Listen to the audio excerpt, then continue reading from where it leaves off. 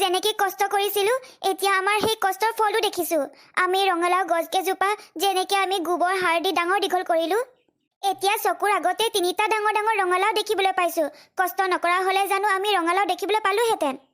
সৰুতে ভালকে নপঢ়িলোঁ বাবে বোপাই এৰি যোৱা মাটিখিনিতে প্ৰতি বছৰে ৰঙালাও খেতিকে কৰোঁ, কিন্তু কেতিয়াও এনেকৈ ৰঙালাও লগা নাছিলে। এইবাৰ ৰঙালাও কিন্তু বহুত লাগিছে, বিক্ৰী কৰিও বহুতখিনি পইচাই পাম আমি। নিজ হাতেৰে কষ্ট কৰি যেতিয়া সুফল দেখিবলৈ পাওঁ তেতিয়া সঁচাকৈ মনটো বৰ ভাল লাগি যায়। এখেতৰ বৰ দুখ লাগিলে। দুখৰ কথাবোৰ মানে প্ৰতি বছৰে শুনিবলৈ পামেই। আপুনিয়ে ভালকৈ পঢ়া নাছিলে নেকি? ময়ো পঢ়া নাছিলোঁ। পঢ়া হ'লে মই চহৰৰ ডাঙৰ ডাঙৰ কোম্পানীত চাকৰি কৰি থাকিলোহেঁতেন, কিন্তু নপঢ়াৰ বাবে আপোনাৰ লগত মিলি প্ৰতি বছৰে ৰঙালাও খেতিকে কৰিবলগীয়া হয়। এইবোৰ কথা পাতি একো লাভ নাই। প্ৰতি বছৰে ৰঙালাও খেতি কৰিয়ে আমি দুসাঁজ দুমুঠি ভালকৈ পেট ভৰাই খাইছোঁ। সেইকাৰণে আহা আমি গছত পানী দিওঁ। অঁ ব'লক, গছত পানী দি মোৰ বহুত ভাল লাগে।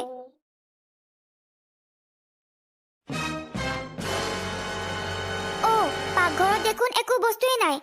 চাউলকেইটাৰ বাহিৰে দেখোন একো বস্তুৱেই নাই। সকলোবোৰ খালী খালী হৈ আছে টেমাবোৰ। মানুহজনক গৈ এতিয়াই ক'ব লাগিব, তেতিয়াহে ৰাতি সাজৰ বাবে যোগাৰ কৰিব পাৰিব। নহ'লে ৰাতি একো নানিলে কেৱল সুদা সুদা ভাতে খাব লাগিব। দাইল, নিমখ, চেনি একো বস্তুৱেই নাই পাকঘৰত। হেৰি শুনিছেনে? পাকঘৰত কিন্তু একো বস্তুৱেই নাই। সকলোবোৰ শেষ হ'ল। চাউল অকণমানহে আছে, সেইখিনিও ৰাতি বনালে শেষে হৈ যাব।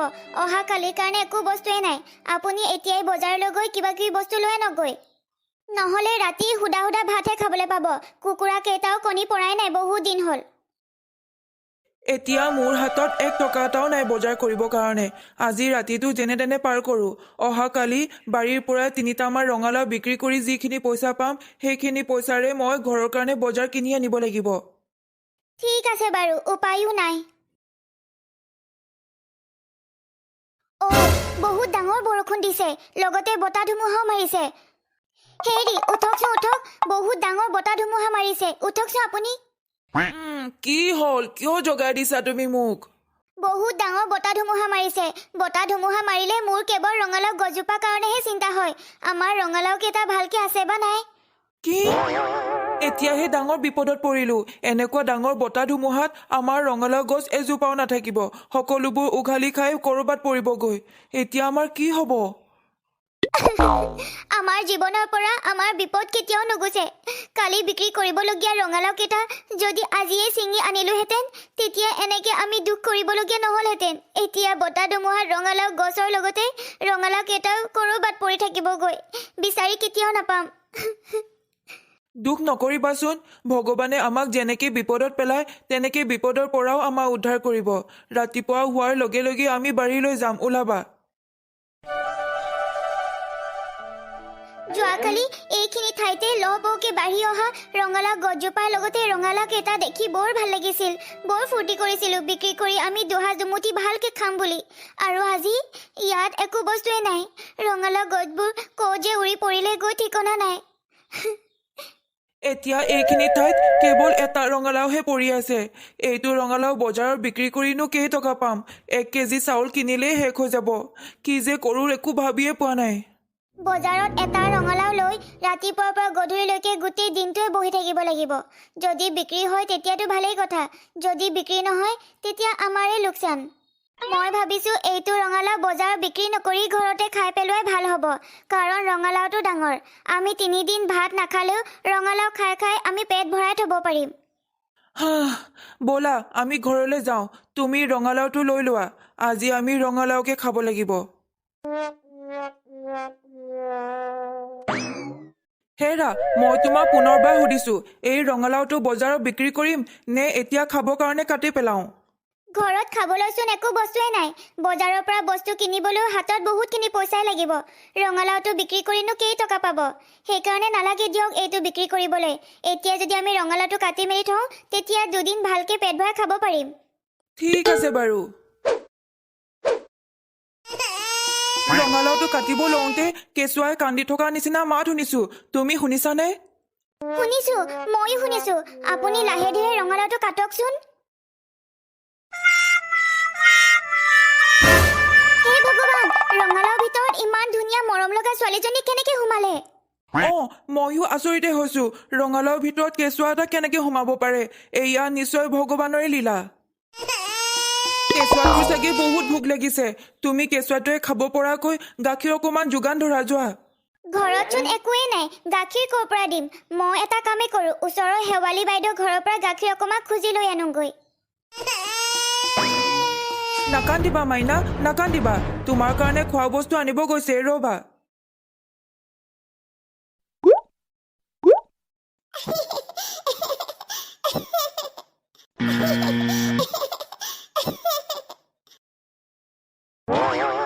এই অকণমানি ছোৱালীজনী সাধাৰণ ছোৱালী নহয় নিশ্চয় যাদুগৰী ছোৱালী আমাৰ দুখ বুজিয়েই ভগৱানে আমাৰ ওচৰলৈ পঠিয়াইছে ছোৱালীজনীয়ে কান্দি থকাৰ বাবেই গাখীৰ খোৱালোঁ আৰু গাখীৰ খোৱাৰ লগে লগে মুখৰ পৰা কেৱল সোণৰ পইচাই বাগৰি আহিছে মোৰ কিন্তু নিজৰ চকুৰ ওপৰতে বিশ্বাস হোৱা নাই এইবোৰ আমি সঁচাকৈ দেখি আছো নে ৰাতি সপোন দেখি আছো এইবোৰ সকলোবোৰ সঁচা মই যি দেখি আছো দিঠকতে দেখি আছো এইবোৰ কেতিয়াও সপোন হ'বই নোৱাৰে আৰু এইবোৰ পইচা সোণৰ পইচা হয় হেৰি চাওকচোন চাওক মাইনাজনী ইমান ধুনীয়াকে শুই আছে হেৰা শুনিছানে আমি এতিয়া ইমানবোৰ সোণৰ পইচা কি কৰিম মানুহে যদি দেখি পায় তেতিয়া আমি চুৰ কৰিছো বুলিয়ে ভাবিব কাৰণ আমাৰ হাতত 1 টকা এটাও নাছিলে আৰু হঠাতে ইমানবোৰ সোণৰ পইচা ক'ৰ পৰা আহিল বুলি সকলো মানুহে সন্দেহ কৰিব আমি ইমান বছৰে দুখীয়া হৈ জীৱন কটালো আৰু এতিয়া যিহেতু সোণৰ পইচাখিনি আমাৰ ওচৰতে আছে সেইকাৰণে নিজকে অকণমান ধনী নিচিনা লাগিছে আমাৰ নিচিনা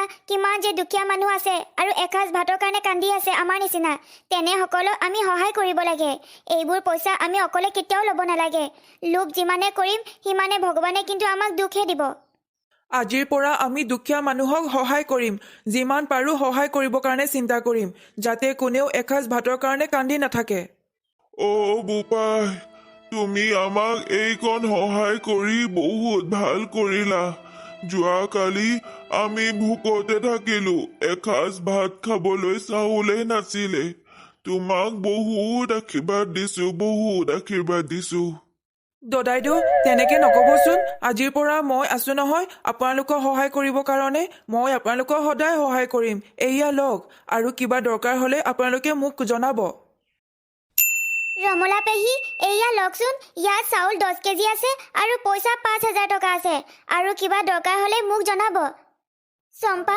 তোক আজি মই ভগৱান দেখা নিচিনাকেহে দেখি পাইছো পইচা আৰু চাউল দি তই আমাক বহুত ডাঙৰ সহায় কৰিলি ল'ৰাটোক স্কুল এৰুৱাই দিছিলো পইচাৰ অভাৱত এতিয়া তাক মই পুনৰ স্কুললৈ পঠিয়াব পাৰিম সি তোৰ কাৰণে পঢ়িব পাৰিব দেউতাক ঢুকাই যোৱাৰ পিছত মই ইঘৰে সিঘৰে কাম বন কৰিয়ে ঘৰখন যেনে তেনে চলাইছিলো এদিন ভাত খাইছিলো যদিও আন দিনাৰ কাৰণে ভাতে নাছিলে তই আমাক বহুত ডাঙৰ উপকাৰ কৰিলি তই কৰা এই সহায়কণ আমি কেতিয়াও পাহৰি নাযাওঁ নমৰালৈকে আমি তোৰ নাম লৈয়ে থাকিম জানেনে কেতিয়াবা ভাবিলে আচৰিতে লাগে কিছুদিনৰ আগত আমাৰ নিজৰে খাবলৈ একো বস্তুৱে নাছিল আমি কেনেকে যে দিনবোৰ কটাইছিলো আৰু এতিয়া আমি আনক খুৱাব পাৰিছো আনক এসাঁজ ভাত পেট ভৰাই খাব কাৰণে বস্তু দিব পাৰিছো লগতে পইচাও দিব পাৰিছো নহয়নে আচৰিত ময়ো তাকে ভাবি আচৰিতে হৈছো ইহঁতৰচোন নিজৰে একো খাবলৈ বস্তু নাই কিন্তু সহায় কৰিবলৈ ইমানবোৰ বস্তু আৰু পইচা ক'ত পালে আজি গোটেই গাঁওখনতে সহায় কৰিছে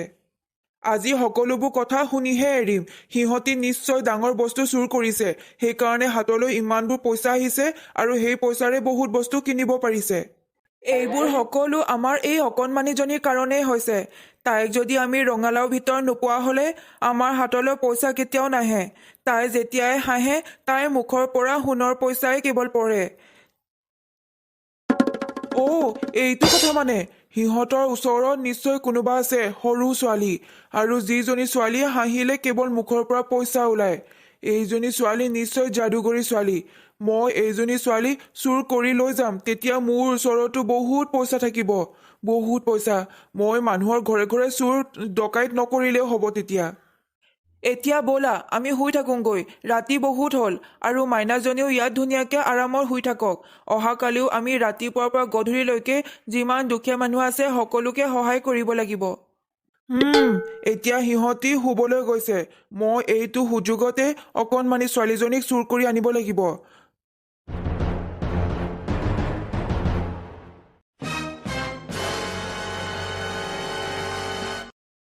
এইজনীয়ে মানে সেইজনী অকণমানি ছোৱালী।